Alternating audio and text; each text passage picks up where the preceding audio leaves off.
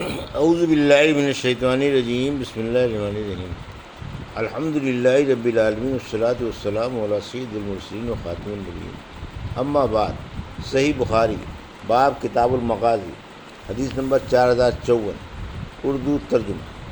ہم سے عبدالعزیز بن عبداللہ نے بیان کیا، کہا ہم سے ابراہیم بن سعد نے بیان کیا، ان سے ان کے باپ نے ان کے دادا سے کہ سعد بن ابی وقاص نے بیان کیا، غزوہ احد کے موقع پر میں نے رسول اللہ صلی اللہ علیہ وسلم کو دیکھا اور آپ کے ساتھ دو اور اصحاب یعنی جبرائیل علیہ السلام اور میکائیل علیہ السلام انسانی صورت میں آئے ہوئے تھے۔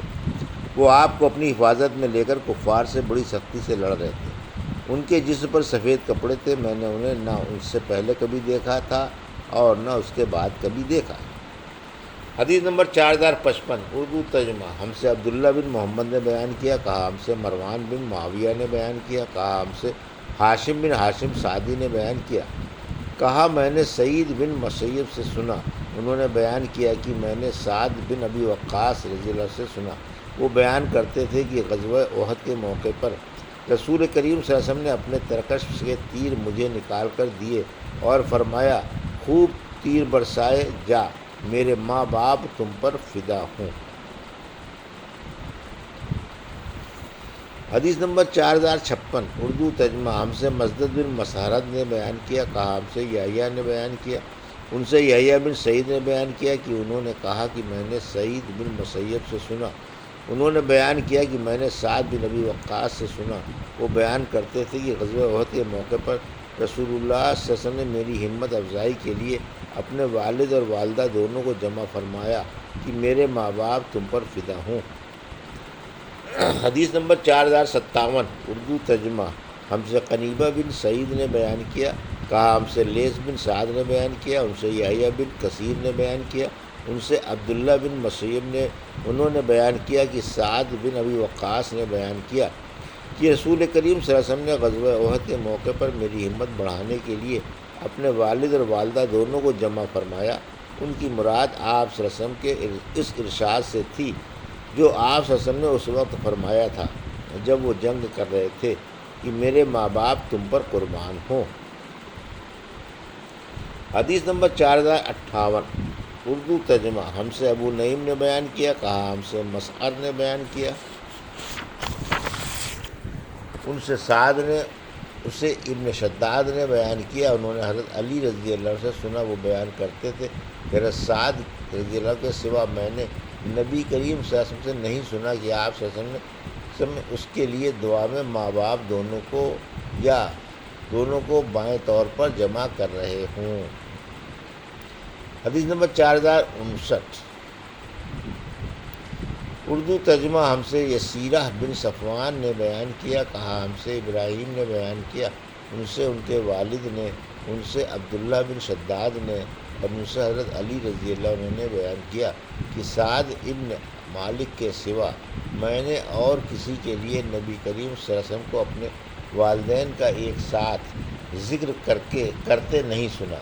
میں نے خود سنا کہ احد کے دن آپ فرما رہے تھے کہ سعد خوب تیر برساؤ، میرے باپ اور ماں تم پر قربان۔ حدیث نمبر 4060 اور 4061، اردو ترجمہ۔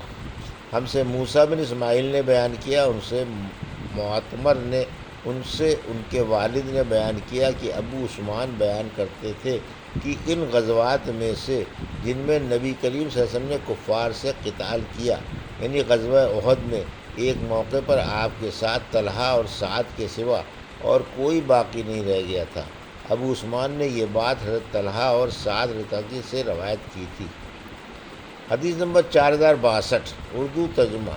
ہم سے عبداللہ بن ابی الاسود نے بیان کیا، کہا ہم سے حاتم بن اسماعیل نے بیان کیا، ان سے محمد بن یوسف نے بیان کیا، ان سے صائب بن یزید نے کہ میں عبد الرحمن بن عوف، طلحہ بن عبید اللہ، مقداد بن اسود اور سعد بن ابی وقاص کی صحبت میں رہا ہوں، لیکن میں نے ان حضرات میں سے کسی کو نبی کریم صلی اللہ علیہ وسلم سے کوئی حدیث بیان کرتے نہیں سنا، صرف طلحہ رضی اللہ عنہ سے غزوہ احد کے متعلق حدیث سنی تھی۔ حدیث نمبر 4063 اردو ترجمہ۔ ہم سے عبداللہ بن ابی شیبہ نے بیان کیا، کہا ہم سے وکی نے بیان کیا، ان سے اسماعیل نے، ان سے قیس نے بیان کیا کہ میں نے حضرت طلحہ کا وہ ہاتھ دیکھا جو شل ہو چکا تھا، اس ہاتھ سے انہوں نے غزوہ احد کے دن نبی کریم صلی اللہ علیہ وسلم کی حفاظت کی تھی۔ حدیث نمبر 4064 اردو ترجمہ۔ ہم سے ابو معمر نے بیان کیا، کہا ہم سے عبد الوارث نے بیان کیا، ان سے عبدالعزیز نے بیان کیا اور ان سے حضرت انس رضی اللہ عنہ نے بیان کیا کہ غزوہ احد میں جب مسلمان نبی کریم صلی اللہ علیہ وسلم کے پاس سے منتشر ہو کر پسپا ہو گئے تو حضرت ابو طلحہ حضور اکرم صلی اللہ علیہ وسلم کی اپنے چمڑے کی ڈھال سے حفاظت کر رہے تھے۔ ابو طلحہ دونوں بڑے تیر انداز تھے اور کمان خوب کھینچ کر تیر چلایا کرتے تھے۔ اس دن انہوں نے 2 یا 3 کمانیں توڑ دی تھیں۔ مسلمانوں میں سے کوئی اگر تیر کا ترکش لیے گزرتا تو حضور صلی اللہ علیہ وسلم ان سے فرماتے، یہ تیر ابو طلحہ کے لیے یہیں رکھتے جاؤ۔ انس نے بیان کیا کہ رسول اکرم صلی اللہ علیہ وسلم مشرکین کو دیکھنے کے لیے سر اٹھا کر جھانکتے تو ابو طلحہ عرض کرتے، میرے ماں باپ آپ پر فدا ہوں، سر مبارک اوپر نہ اٹھائیے، کہیں ایسا نہ ہو ادھر سے کوئی تیر حضور صلی اللہ علیہ وسلم کو آ کر لگ جائے۔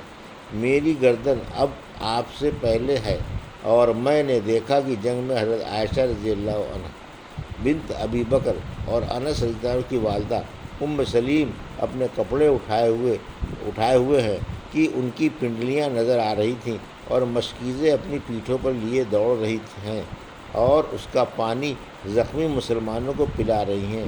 پھر جب اس کا پانی ختم ہو جاتا ہے تو واپس آتی ہیں اور مشک بھر کر پھر لے جاتی ہیں اور مسلمانوں کو پلاتی ہیں۔ اس دن ابو طلحہ رضی اللہ عنہ کے ہاتھ سے 2 یا 3 مرتبہ تلوار گر گئی تھی۔ حدیث نمبر 4065 اردو ترجمہ۔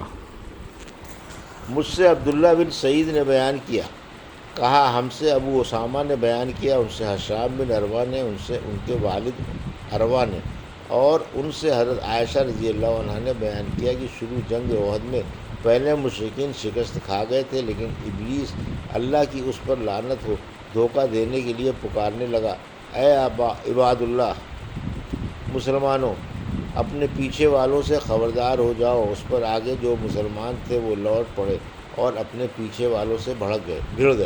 حضرت حذیفہ بن یمان رضی اللہ عنہ نے جو دیکھا تو ان کے والد حضرت یمان رضی اللہ عنہ انہی میں سے ہیں جنہیں مسلمان اپنا دشمن مشرک سمجھ کر مار رہے تھے۔ وہ کہنے لگے، مسلمانوں یہ تو میرے حضرت والد ہیں۔ میرے والد عروہ نے بیان کیا کہ حضرت عائشہ رضی اللہ عنہ نے کہا، پس اللہ کی قسم انہوں نے ان کو اس وقت تک نہیں چھوڑا جب تک قتل نہ کر لیا۔ حضرت حذیفہ سے صرف اتنا کہہ کر اللہ مسلمانوں کی غلطی معاف کرے، عروہ نے بیان کیا کہ اس کے بعد حضرت حذیفہ برابر مغفرت کی دعا کرتے رہے یہاں تک کہ وہ اللہ سے جا ملے۔ بصرت یعنی دل کی آنکھوں سے کام کو، میں دل کی آنکھوں سے کام کو سمجھتا ہوں، اور ابصرت آنکھوں سے دیکھنے کے لیے استعمال ہوتا ہے۔ یہ بھی کہا گیا کہ بصرت اور ابصرت کے ایک ہی معنی ہیں۔ ابصرت دل کی آنکھوں سے دیکھنا اور بصرت ظاہر کی آنکھوں سے دیکھنا مراد ہے۔ یہ تھی صحیح بخاری باب کتاب المغازی کی حدیث نمبر 4054 سے 4065 کا اردو ترجمہ جو ابھی آپ نے سماعت فرمایا۔ اللہ سے دعا ہے کہ اللہ ہمیں ان حدیثوں کی صحیح سمجھ عطا فرما اور ان پر عمل کرنے کی توفیق عطا فرما، آمین یا رب العالمین۔